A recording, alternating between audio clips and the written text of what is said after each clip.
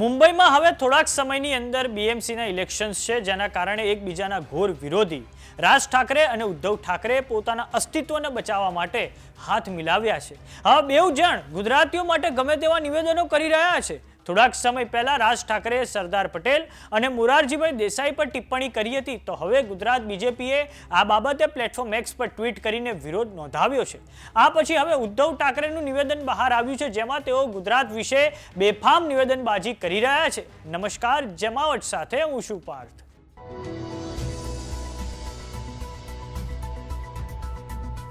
આપણું પડોશી રાજ્ય મહારાષ્ટ્ર, જેની રાજધાની છે મુંબઈ, હવે ત્યાં થોડાક સમયની અંદર બીએમસીના ઇલેક્શન્સ છે.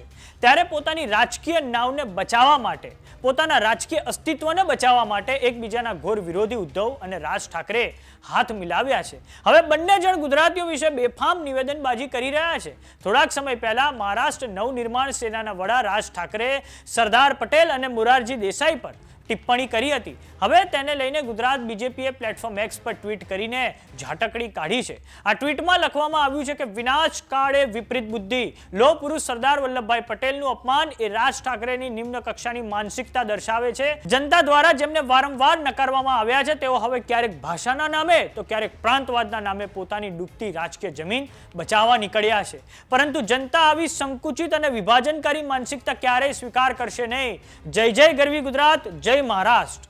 તો હવે બીજી તરફ શિવસેના ઉદ્ધવ બાળાસાહેબ ઠાકરેના નેતા ઉદ્ધવ ઠાકરે એક પ્રેસ કોન્ફરન્સ દરમિયાન ગુજરાતીઓ પર ફરી એકવાર ઝેર ઓક્યું છે અને કહ્યું છે કે મુંબઈથી ઉદ્યોગો ગુજરાત લઈ જવામાં આવ્યા છે.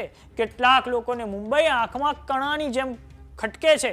ડાયમંડ બુર્સ મુંબઈથી સુરત લઈ ગયા. મુંબઈને મહારાષ્ટ્રથી કોઈ અલગ નહીં કરી શકે. સાથે જ અમદાવાદને બુલેટ ટ્રેન કોણે આપી? આ લોકો મુંબईનું महत्व खत्म करता जाए છે. તો આ સાંભળો ઉદ્ધવ ઠાકરે શું કહ્યું છે.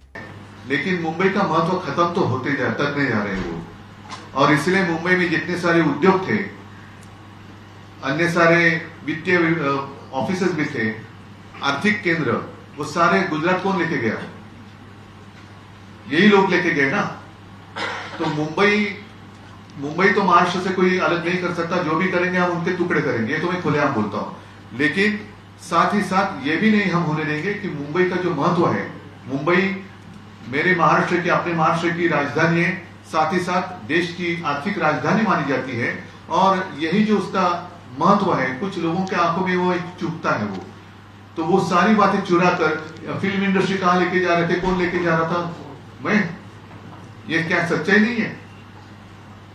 डायमंड मार्केट कौन लेके गया? ये सच्चाई नहीं है. जो आर्थिक केंद्र यहाँ होने वाला था, उस जगह पर अहमदाबाद जाने के लिए बुलेट ट्रेन का निर्माण, स्टेशन का निर्माण कौन कर रहा है? तो ये तो खुलेआम लोग देख रहे हैं. कुछ अलग बात कहने की जरूरत नहीं है, आवश्यकता नहीं है. આ તમામ નિવેદનો એ બાબત તરફ ઇશારો કરે છે કે ઉદ્ધવ અને રાજ ઠાકરેની રાજનીતિ હવે ડૂબવા આવી છે. માટે હવે તેઓ ગુજરાત વિરોધી નિવેદનો ઓંકીને બીએમસીના ઇલેક્શન જીતવા માંગે છે. બીએમસીનું બજેટ છે અંદાજે 60,000 કરોડ. આ કારણે તેઓ ગમે તે ભોગે આ ચૂંટણીઓ જીતવા માંગે છે. તો આ બાજુ ગુજરાતમાં રાજકારણીઓ સહિત સામાજિક આગેવાનોએ આ તમામ નિવેદનબાજીઓનો જોરદાર વિરોધ નોંધાવ્યો છે. તો રાજ ઠાકરે અને ઉદ્ધવ ઠાકરેના નિવેદનો પર તમારું શું માનવું છે, અમને કોમેન્ટ બોક્સમાં લખીને જરૂર જણાવો.